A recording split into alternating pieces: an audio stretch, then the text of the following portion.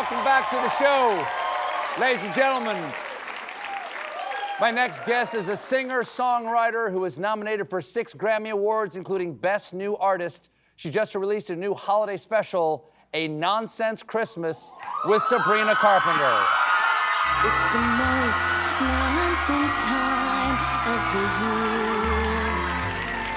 If you're hot and you're young and your stocking's well hung by the chimney with care, it's the most nonsense time of the year. They'll be singing and jesting, celebrity guesting, huge packages under the tree. I'll be playing my bangers with elf doppelgangers, so please, please, please have faith in me.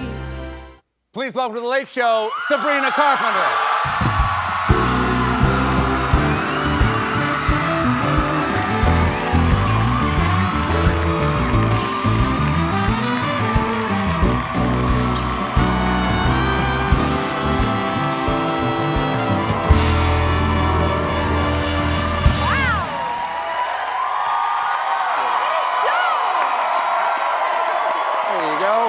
Thank you so much for being here.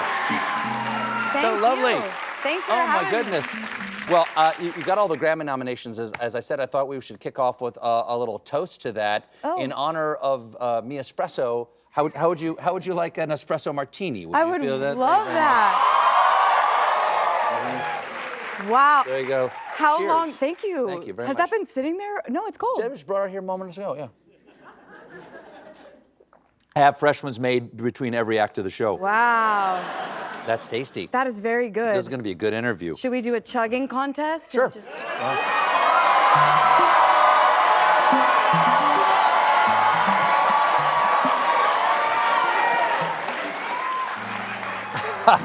I win?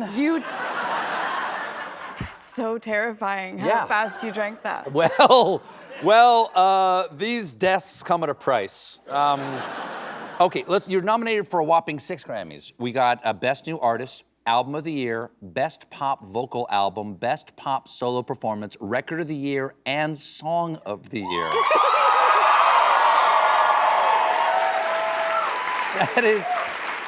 That is not too shabby for your first time being nominated. Is this also going to be your first time attending?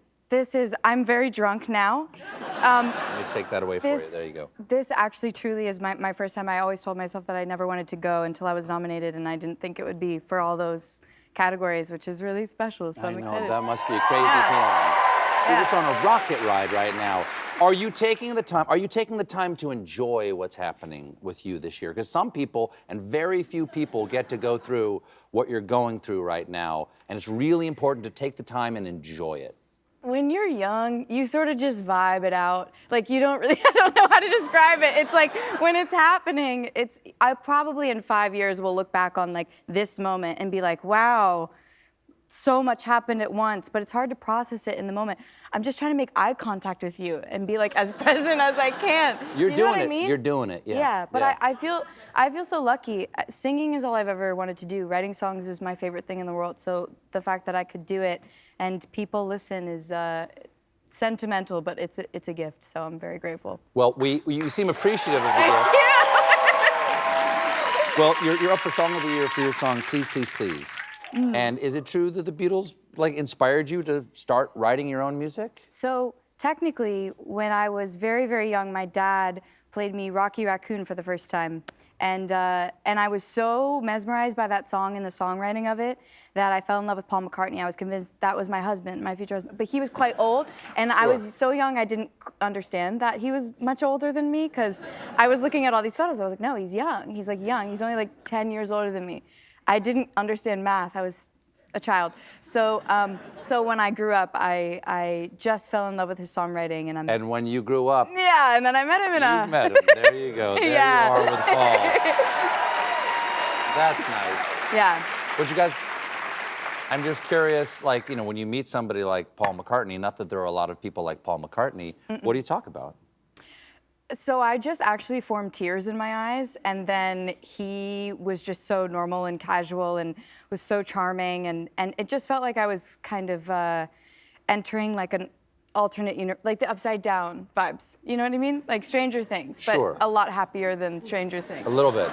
Just a little bit happier than Stranger Things. But he was so sweet, and the one thing I say about him is every room that he enters, he makes everyone feel seen and heard, and it was such a beautiful experience for me to see that from someone that I admired so much, and it just, he's great. Yeah, I'm obsessed with him.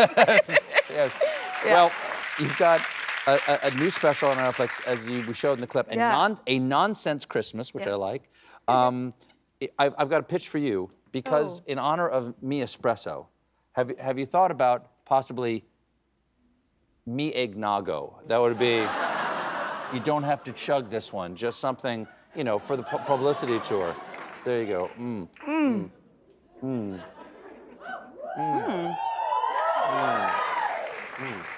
Yeah. You know, I hadn't thought about it until now, and it's already shot, and it's out. Damn it! I'm gonna take this away. That's really good. Wow. That is. Have you not, do you not with the nog? No. It's a simple question, Ms. Carpenter. Do you not with the nog? Are you surprised that I used a bad word? No, is that what it is? No, I'm not, because they told me I can curse backstage, and I forgot, because usually people are telling me not to curse, and so I came out here, and it looks like a church a little bit in here.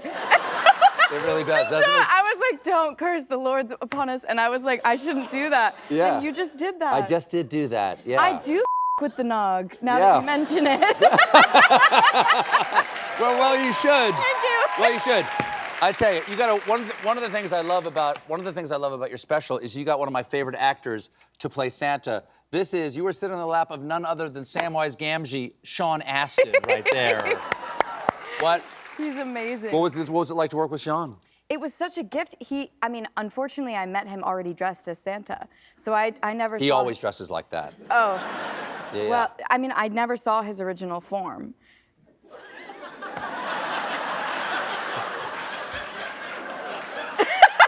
Go on. So. No, I understand. That's his final form. His final form, for exactly. Me, that's all I know him as exactly. is Santa. Do you know Miss Samwise Gamgee? You ever seen Lord of the Rings? Have you ever seen the Lord of the Rings movie? Answer the question. Do you want to know how I knew him? How? In Stranger Things, his mom. Oh yeah, he's great Bob. in Stranger Things. Speaking of the Upside Down. So for me, I was like, Bob wants to be Santa? Like, that's epic. But you are from a different generation.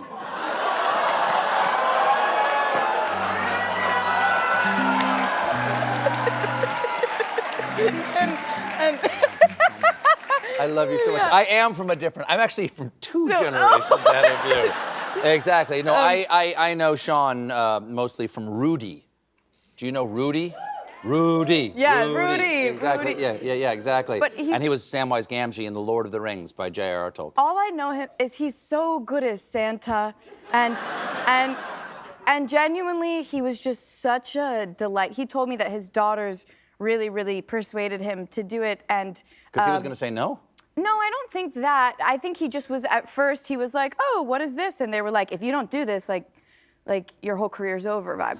And I was like, well, they're not like wrong. I mean, it's different. It's soothing.